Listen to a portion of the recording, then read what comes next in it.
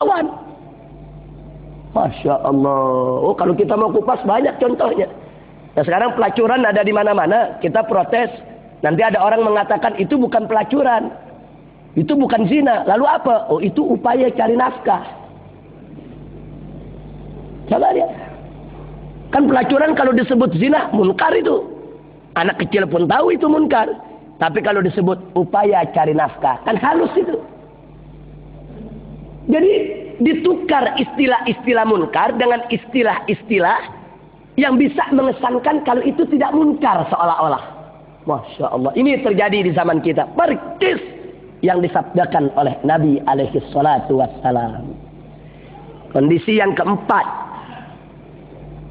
Karena amar ma'ruf nahi munkar tidak ditegakkan. Muncul kondisi yang ma'ruf disebut munkar. Munkar disebut ma'ruf. Akhirnya muncullah pejuang-pejuang kemunkaran. Mereka mempropagandakan, mengkampanyekan kampanye untuk maksiat. Buktinya bisa kita lihat. Minuman keras diiklankan di televisi, diiklankan di radio, diiklankan di surat-surat kabar. Diiklankan di koran-koran, di berita-berita. Coba kita lihat. Kalau ada minuman keras yang diiklankan, artinya kita yang melihat iklan diminta untuk lihat, kalau tertarik diminta untuk beli, kalau sudah beli diminta untuk minum, kalau sudah minum kita memang disuruh maksiat sudah. Ini iklan maksiat, artinya kita disuruhkan untuk berbuat maksiat. Jadi maksiat sekarang dilulukan saudara, dipropagandakan, dikampanyekan, persis yang Nabi sampaikan. Sementara kemakrufan dihalang-halangi. Ada orang ingin bikin majelis taklim seperti di Indonesia. Saya kasih contoh, mau bikin majelis taklim tidak mudah. Mau bikin majelis taklim dihalang-halangi. Ulama-ulama tertentu kalau mau ceramah tidak boleh dikirim, yaitu mata-mata untuk melihat apa yang mau diucap, apa yang mau dikata, dan seterusnya, dan seterusnya. Tapi giliran ada penyanyi dangdut seperti Inul itu, sampai ke Malaysia juga terkenal, mau bikin maksiat tidak perlu izin, bahkan dikawal lagi saudara. Coba lihat persis yang Nabi sampaikan. Jadi yang munkar dielu-elukan, yang ma'ruf dihalang-halangi. Inna lillahi wa inna ilaihi raji'un. Nah, jadi saya cuma menyampaikan, inilah yang Nabi ceritakan. Ternyata betul, so terjadi di zaman kita. Nah, sekarang kondisi yang kelima, yang terakhir. Kalau maksiat sudah merajalela di mana-mana, amar ma'ruf nahi munkar sudah berubah menjadi amar munkar nahi ma'ruf, yang terjadi adalah bencana pasti datang, saudara. Allah murka. Nabi tadi yang katakan, Allah murka, Allah berfirman, bi haliftu, aku bersumpah demi kebesaranku, demi kekuasaanku, demi keagunganku, la utihanna lahum fitnatan, aku akan buka berbagai macam fitnah bagi mereka, untuk mereka. Aku akan kirim macam-macam bencana, musibah, bala, malapetaka.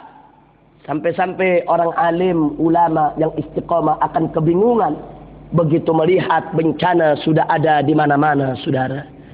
Inna lillahi wa inna ilaihi raji'un. Nah, jadi ini musibah buat kita semua. Nah, makanya apapun musibah yang ada di zaman sekarang ini, itu tidak terlepas daripada kesalahan kita juga. Jangan kita suudzon kepada Allah. Allah itu maha adil. Tidak mungkin Allah kirim bencana ke suatu tempat tanpa ada sebab. Tidak mungkin kalau suatu negeri beriman bertakwa kepada Allah, Allah hancurkan. Tidak mungkin. Allah maha adil. Kalau Allah kirim bencana ke suatu negeri, pasti ada apa-apa di negeri tersebut. Allah maha adil. Tanamkan dulu kita husnudzon kepada Allah. Jangan suudzon. Nggak boleh. Termasuk yang terjadi di Aceh. Dimanapun bencana terjadi, pasti ada sebab. Allah maha adil. Nggak mungkin Allah sekonyong-konyong tiba-tiba mengirim bencana begitu tanpa ada sebab. Tidak mungkin. Karena Allah berfirman dalam Al-Quranul Karim, faqala ta'ala, wa ma kunna muhlikil qura illa wa ahluha zalimun. Tidaklah kami membinasakan suatu perkampungan, suatu negeri, melainkan kecuali penduduk negeri tersebut sudah menjadi orang-orang yang zalim. Jadi karena sudah banyak kezaliman, Allah murka, Allah binasakan. Nah, ini ancaman dari Allah dan ini juga penerangan dari Allah Subhanahu wa taala. Karenanya kita bisa mengambil dari sejarah di mana tatkala Sayyidina Umar Ibn Khattab radhiyallahu taala anhu, waktu beliau menjadi khalifah, terjadi gempa bumi di zaman beliau di salah satu wilayah bagian negeri. Beliau langsung berangkat pergi datang ke tempat bencana. Beliau kumpulkan warga umat Islam yang terkena bencana. Nah, begitu sudah kumpul, apa beliau kata? Yang pertama kali beliau tanya adalah, dosa apa yang kalian kerjakan? Maksiat apa yang kalian lakukan sampai bencana ini terjadi menimpa kalian? Masya Allah. Coba lihat. Jadi soalan yang ditanya oleh Sayyidina Umar Ibn Khattab radhiyallahu taala anhu kepada korban bencana adalah, maksiat apa yang kau lakukan sehingga bencana terjadi? Kenapa Sayyidina Umar bertanya sedemikian rupa? Karena tadi sudah kita jelaskan, Allah berfirman, wa ma kunna muhlikil qura illa wa ahluha zalimun. Tidaklah sekali-kali kami membinasakan suatu negeri, suatu perkampungan, kecuali penduduknya sudah berubah menjadi orang zalim. Itu yang ditanya oleh Sayyidina Umar kepada penduduk setempat, saudara.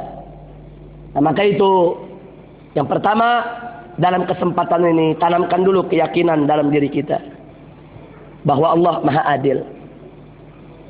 Allah begitu indah dan baik perbuatannya. Allah tidak jahat. Allah tidak zalim. Mustahil Allah mengirimkan bencana ke satu tempat tanpa ada sebab-sebabnya yang membuat Allah mengirim bencana tersebut, saudara. Nah, baiklah, setelah panjang lebar saya sampaikan sedemikian rupa, kemudian sekarang muncul pertanyaan, lalu kenapa harus Aceh? Ada apa dengan Aceh? Aceh kan Serambi Mekah. Aceh kan Nanggro Aceh Darussalam. Aceh itu kan satu-satunya provinsi di Indonesia yang telah diizinkan oleh pemerintah Republik Indonesia untuk menjalankan syariat Islam. Disetujui oleh presiden, oleh parlemen, setuju Aceh menerapkan syariat Islam. Aceh penduduknya 100% kaum muslimin. Kenapa bencana harus terjadi di Aceh? Nah, untuk menjawab ini, ingat, pertama, tanamkan dulu husnudzon kepada Allah. Jangan kita suudzon kepada Allah. Nanti kalau kita suudzon kepada Allah bisa merusak akidah. Yakinlah bahwa Allah tidak akan kirim bencana ke Aceh kalau tidak ada apa-apa di Aceh. Pasti ada sesuatu, ya ikhwan. Nah, karena itu saya dengan 1.300 relawan yang saya bawa dari tanah Jawa, Kalimantan dan Sulawesi, berangkat ke Aceh, duduk tinggal di Aceh 2 bulan lebih untuk mengutip mayat-mayat yang berserakan di mana-mana tempat.